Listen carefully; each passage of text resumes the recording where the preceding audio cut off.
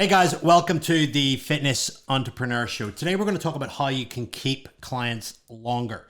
Now, before I go into talking about this, just want to highlight a couple of huge wins inside AN over the last couple of weeks. Many of you know that we ran the Online Fitness Business Growth Summit. We had our Massive Action Day in July. During that Massive Action Day, we deployed a really cool system called the Leverage Coach. One of the biggest challenges that online coaches have is check-ins. If you are an online coach, you will know that your check-in day is your dreaded day. It's one of those days it takes up all day replying to questions that you pretty much repeat yourself to every single week, week on, week out. And in fact, in many shapes and forms, a client doesn't actually need a check-in. It's, hey, go back, readdress the variables and give it another go. Or you're just adjusting calories, or you're adjusting a couple of reps, or you're answering a couple of really just dull and pointless questions. And the problem with that is when you're doing that over time, the challenge is that you can't add any more clients because you just associate more clients with more pain. And more pain is certainly not what you want as you grow your business.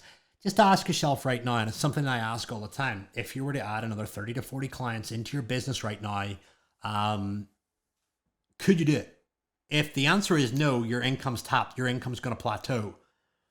If you associate more clients with more pain and more check-ins and more tedious conversations that you know how it goes, okay, can I book in for a call? You're getting messages in the middle of the night, you're getting just tugged and pulled all over the place. The reality is your business isn't systemized. It's not controlled enough. Now, the wins that I want to announce are Keegan Hurst, Mark Rhodes, Joe Parrish, and a ton of other people as well. They've implemented Leverage Coach and they've been able to win back, in Keegan's case, he's been able to win back a full day, 24 hours. He actually bought himself a PS4 and is pretty much enjoying every single bit of free time. Mark just recently went away to Vienna with his other half. He's gained back a full day in his coaching business. I actually want to read out his post. He literally just popped it into the group so that you guys can see the effect of this system. It's a revolutionary system that I've created to put together to really just remove the unnecessary check-ins and to optimize and upgrade client service delivery by working smarter, not harder.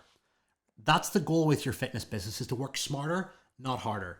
So here's Mark's post. I'm just going to read this out. And I felt compelled to share this because if you get your hands on the Leverage Coach, you're going to bring your check-in process down by 75% in terms of hours. Ask yourself, what would you do with that free time? Would you take on more clients and continue to grow the business? Or would you go and spend some time with your loved ones, your family, your kid? And I feel it's my duty to share this win. And sometimes I have to share the social proof, guys, to let you know that it's not made up. It's not fake. I think this industry is full of fucking con artists. And the absolute drivel that I see on social media day in, day out by fitness business gurus / mentors that have a business built on quicksand, that don't even know what service means, that haven't had a 6-figure business for multiple years, and are trying to sell you the dream. And many of them that I've actually coached. Right, so here it is. Win. For the past year or so, check-ins have meant being tethered to my laptop and phone for between 8 to 12 hours for 2 days straight every single week. I used to get anxiety about the sheer amplitude of the task that leaves my energy and emotions absolutely drained every single week. It meant I needed most of Wednesday off to recoup and couldn't really push refers to push sales, until Thursday every week. That left only 2 full days a week to work on scaling and growing the business, which caps income. I legitimately felt like saying, fuck this, money isn't worth selling my joy, happiness, and freedom for. I implemented the Leverage Coach the week before our Massive Action Day, about 3 weeks ago. Today I sit by the Grand Canal in Venice, sipping hideously overpriced espresso full of gelato, after having trained this morning and just completed all my touch points with 63 clients in a smidge under 3 hours. This is a bigger win than I've ever had before. Bigger than money. Seriously, I've got my life back and I can live the life I want to lead. We did 14.5k sterling in July, despite having 18 pool days to implement the leverage coach. That means install it and update all of our on-ramp. And I can honestly say I could take double the clients right now without breaking too much of a sweat. Right now, I'm still playing small, the mission to 30k months with as many unnecessary trips as possible thrown in has started. Trips away to different countries. Phil Graham, you're a fucking genius of a man, and thank you for pushing me to do this. If anyone is worrying, questioning, wondering about the leverage coach model, just do it. I want to read out Keegan's. Keegan Hurst, pro rugby player, joined AN pretty much 90 days ago. He actually posted a win in the group. You may have seen it on my social media. He did 57k in his first 90 days. Just going to get his little post up. Let me just search for this. Bum, bum, bum, bum.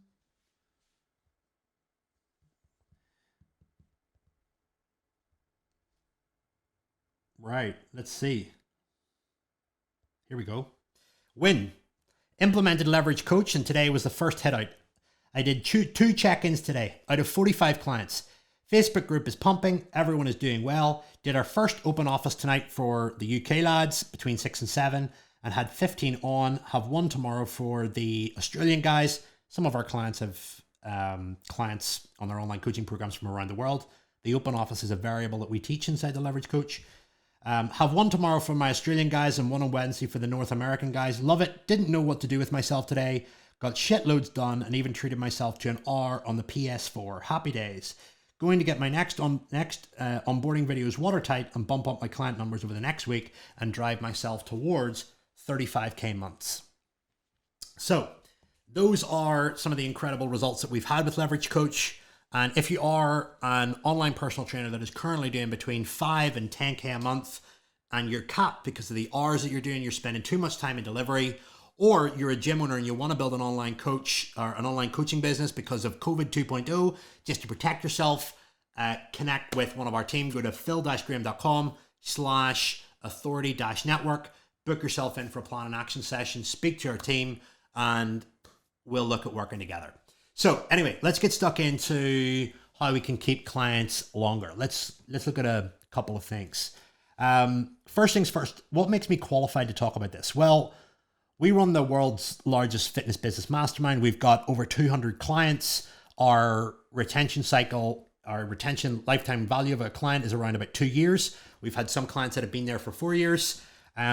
Safe to say, we're doing it at extreme efficiency. Our clients get incredible results. They get an incredible result and they stay. They stay for the community. They stay for the content and the strategies that we're putting out. We are the place to be. Really certain about that. May sound like a brag. It is a brag. Facts are facts. Figures are figures. They speak for themselves. So let's look at the problem when it comes to client retention. First things first, clients leave and they need replaced. When a client leaves, it can often leave a bad taste in our mouth and it leaves us anxious going, right, I've just lost revenue now, I now need to replace it. Secondly, churn kills growth. When you add 10 clients in a month, but 5 clients leave, you've technically just got a net growth of 5 clients. The reality is it doesn't do any wonders for our money because we're losing money. It doesn't do any wonders for our impact because we're losing clients. And it doesn't do any wonders for our freedom because we have to use the spare time to put back into marketing to get the new clients in. So it's a vicious cycle. So what is the core outcome that we want? Well, we want clients that stay for a long time and refer.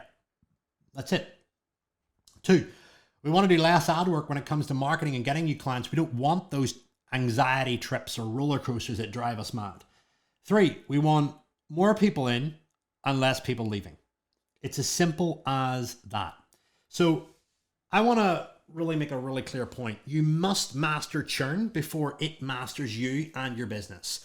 And I've got a couple of principles that I've noted down that I want to just go through. So get a pen and paper ready and we'll go through these really, really clear. The first thing you need to have in place in order to maximize client retention and keep them longer is to get really clear on the customer journey. What does it look like? What does it feel like? Those are really, really important questions to ask. Typically, when we talk about an online coaching program, we're typically talking about something that's 12 weeks long, 16 weeks long for the initial part. And then there's the recommitment or the back end if it goes on for a longer period of time. Now, you need to look at a couple of things. One, how does the client feel? What do they need? And how are you going to fulfill the challenges and problems that they may be having at the 30-day mark, at the weekly marks, and at the monthly marks? So you've got to reverse engineer. How does my client feel in the first 30 days? How do they typically feel once they're past the first 30 days into their first week outside of that? How do they feel? What challenges do they have? Like if they're winning, how do they feel? If they're losing, how do they feel? And you should know this by having coached people over a prolonged period of time. What typically happens after 30 days? What questions do they ask? So making sure that you've got resources, you've got videos that recognize and tap into their wins and tap into their challenges to let them know that, hey, I understand you, I know what you're going through, and systemizing it. I think a big thing you've got to realize is that when it comes to client retention, you can automate it, but people know when things are automated. So you've got to systemize it plus automate it. You've got to use both. What do they need? What resources do they need to keep them moving forward or to help them get out of a problem? And how is it delivered? Is it video? Is it worksheet? Is it downloadable? You got to understand that. And then you've got to look at what happens at the end of the cycle. When they get to the end of their 12 weeks, or the end of their 16 weeks, what do they need? Like what now? Like think about that. If I said to you right now, if somebody comes onto your program for 12 or 16 weeks, what happens at the end of it? Like how do they feel? What do they need? What they really need is they need their vision expanded and their goals reset. And there's a new set of problems that come into people's lives whenever they achieve a goal. Think about it this way.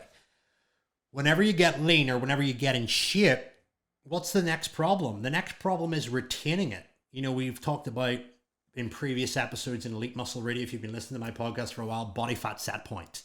And all of these challenges that come with accommodating a new set of body fat, new set of muscle tissue, all this kind of stuff. Your body is going to fight against it to some degree because it's out of the norm.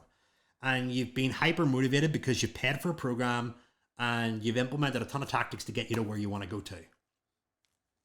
And you need to sustain that. I always say this, getting the result is important. Maintaining the result and improving upon it from there on is even more important.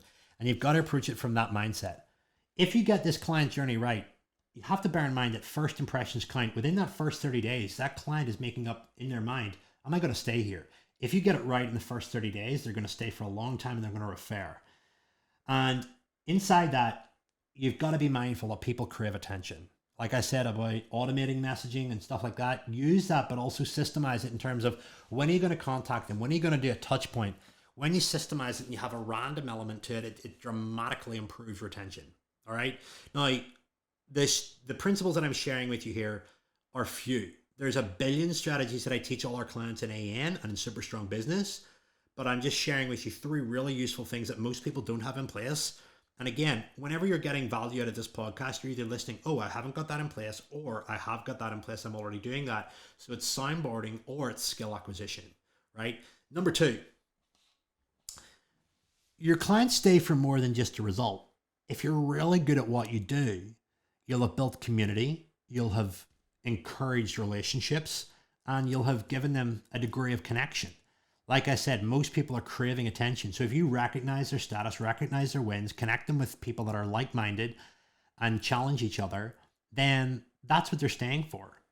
Because all their friends train there, because all their friends train with you, that's where they want to stay, right? And they sometimes don't want to fall out of place and be like the loser who's like lost the sight of their vision and lost the sight of their goals because the peer group will frown upon it. And that leads me to my third point. You want to have a degree of friendly competition and a degree of peer pressure inside your programs. What do I mean by that? Well, we all know the big dick or the big show inside your programs that wants to be better than everyone, wants to highlight their results and wants to highlight their success. There's nothing better for retention and community than seeing a couple of people go head to head and try to win. So making sure that you've got challenges, making sure that you've got trophies, making sure that you've got wins, all of that kind of stuff is important. But also as well, calling people out when they don't conform or they don't implement. Hey, Julie, you haven't been on one of the trainings for a while. What's going on?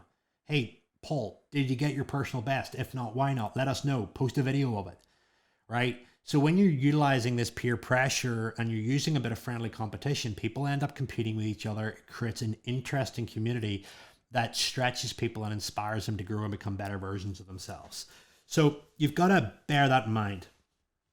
And a big thing I want you to realize about retention is not only does it make you more money, but it also helps your clients get a better result. So from an ethical standpoint, in many ways, it's actually serving clients. So it's your duty to do this as a business owner. So anyway, some simple value. Hope you guys got an absolute ton out of that. See you on the next podcast. If you haven't already, guys, go and give us a quick review. Share it on your socials. It means a lot. Thank you so much, and go smash it.